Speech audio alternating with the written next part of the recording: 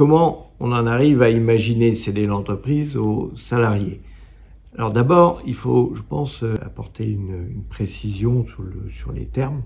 C'est que quand on parle de reprise par les salariés, il faudrait dire plus exactement reprise par l'encadrement dirigeant, c'est-à-dire qu'on parle de quoi?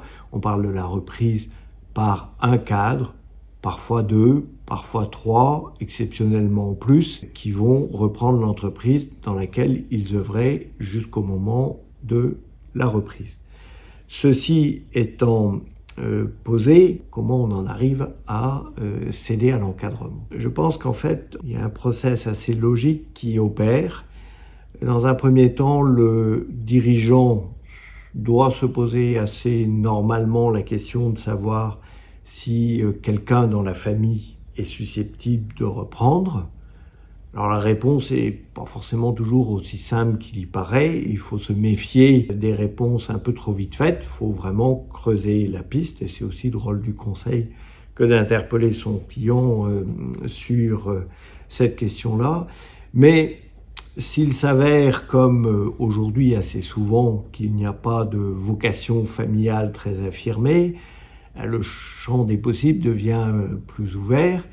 Et la question va se poser de savoir, fondamentalement, j'ai deux voies. Est-ce que je vais m'orienter vers une cession inter-entreprise? Autrement dit, est-ce que je vais vendre mon entreprise à une autre entreprise? Ce qui a des avantages, bien évidemment, parce que le financement est en général sécurisé, l'avenir économique de mon entité ne doit pas faire de difficultés. Maintenant, ça aura l'inconvénient d'entraîner très souvent quand même la disparition de l'entité économique que j'ai dirigée et la disparition de l'identité même de l'entreprise que j'animais. Si je ne souhaite pas m'orienter dans ce choix, je vais essayer de faire en sorte que mon entreprise demain soit dirigée par un dirigeant personne physique.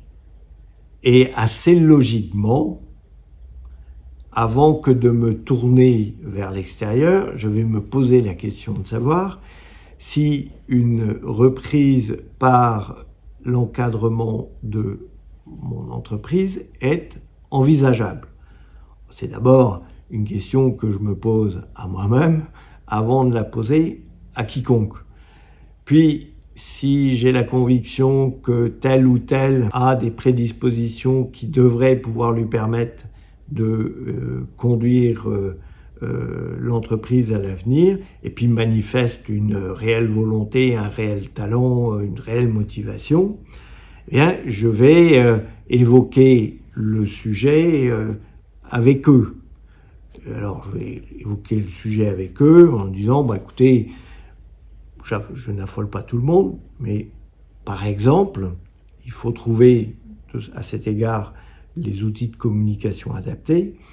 Je vais éventuellement suggérer à mes cadres que j'aurais pressentis de travailler ensemble sur l'élaboration d'un plan stratégique pour l'entreprise à 5 ans. Et je vais leur demander aussi d'envisager l'éventualité que je puisse ne plus faire partie de l'aventure parce que je suis en réflexion sur éventuellement d'autres projets.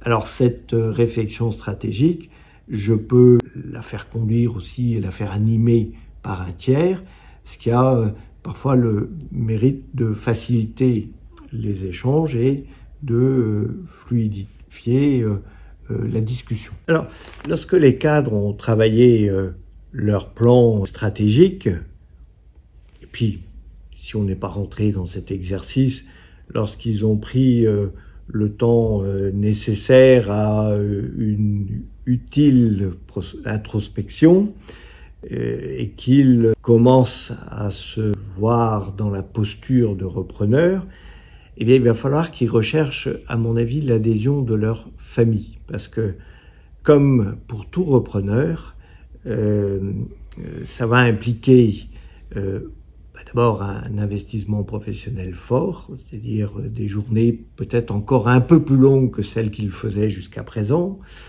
Un investissement mental sans doute encore un peu plus fort, parce qu'il va falloir porter l'entreprise, et parfois on la porte mentalement, et ça peut être dans certaines circonstances, surtout quand les affaires sont un peu difficiles, c'est pas toujours simple. Donc ça a aussi un certain retentissement sur la disponibilité dont on dispose pour sa famille, et donc il faut qu'elle accepte cette contrainte-là.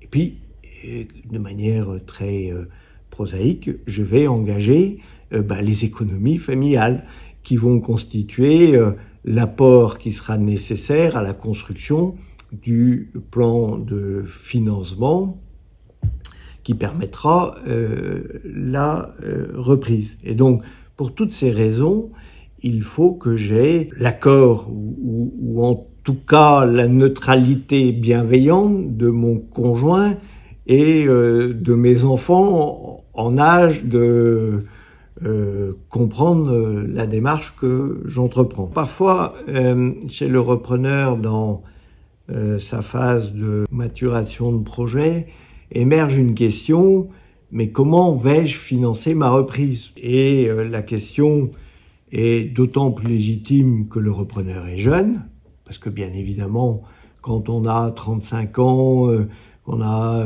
investi dans l'habitation principale, disposer de 30-40 000 euros, c'est déjà pas mal, mais c'est somme toute assez peu au regard des fonds qu'il est nécessaire de mobiliser dans la plupart des reprises. Question d'autant plus légitime que l'entreprise est importante, parce que en général, plus l'entreprise est importante, plus le prix est élevé, plus sa valorisation est élevée, plus le prix sera important et plus la nécessité des apports est prégnante. Toutes ces questions, bien évidemment, sont tout à fait légitimes et c'est du bon sens de la part du cadre potentiellement repreneur que d'aborder aussi l'aspect financier de la reprise. Alors souvent, dans ce type de configuration, on va avoir un accompagnement financier un peu particulier.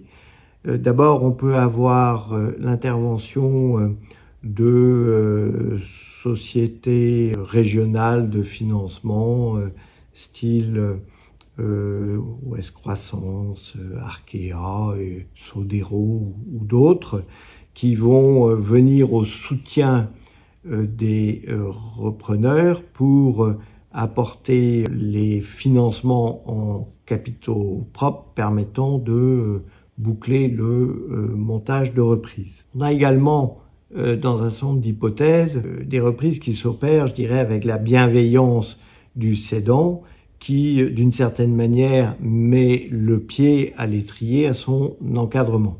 C'est-à-dire que il va, par exemple, consentir un crédit vendeur de longue durée qui d'ailleurs sera souvent converti en obligations émises post-cession et qui seront des obligations subordonnées au remboursement préalable de la dette senior d'acquisition, ces obligations constituant en termes d'analyse financière pour un banquier ce qu'on appelle des quasi-fonds propres.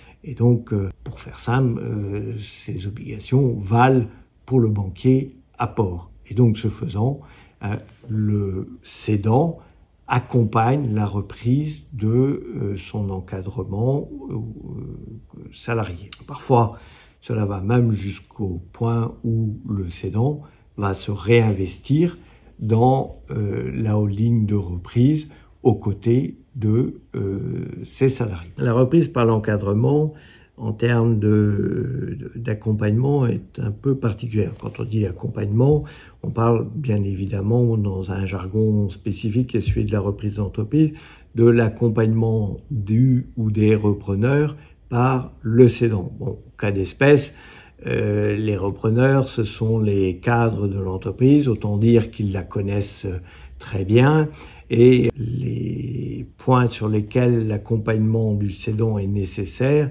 sont à bien y regarder. Souvent, assez peu nombreux. Il s'agit de sujets spécifiques sur lesquels le dirigeant avait gardé la main, par exemple la relation avec les banquiers, les financiers, où il va devoir, je dirais, présenter ses cadres repreneurs à ses partenaires habituels. Mais de manière générale, l'accompagnement est en fait assez simplifié. D'un point de vue un peu macroéconomique, la reprise d'une entreprise par l'encadrement est une opération assez intéressante parce qu'elle sécurise le process de reprise. Parce que bien évidemment, les repreneurs connaissent l'entreprise, ils connaissent les salariés, ils connaissent les clients, ils connaissent le métier. Donc je dirais qu'il y a assez peu d'aléas qui peuvent venir perturber des gens d'expérience dans la poursuite du projet d'entreprise. Donc tout ça est extrêmement positif.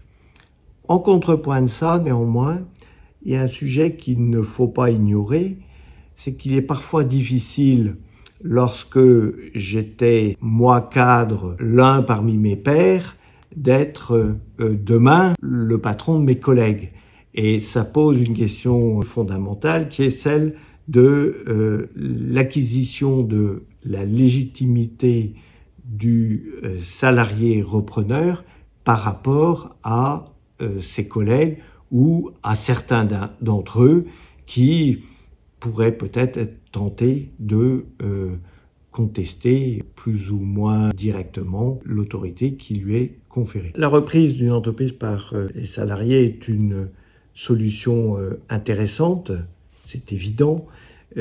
Sur l'expérience que je peux en avoir, il est important de ne pas brûler les étapes, de s'approprier, surtout pour les acquéreurs, de s'approprier pas à pas, progressivement, le projet de reprise.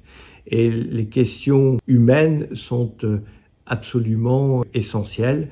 Et je dois dire d'ailleurs que ma qualité d'avocat, je prends grand plaisir à accompagner mes clients et leur encadrement pas à pas dans cette démarche qu'on construit progressivement.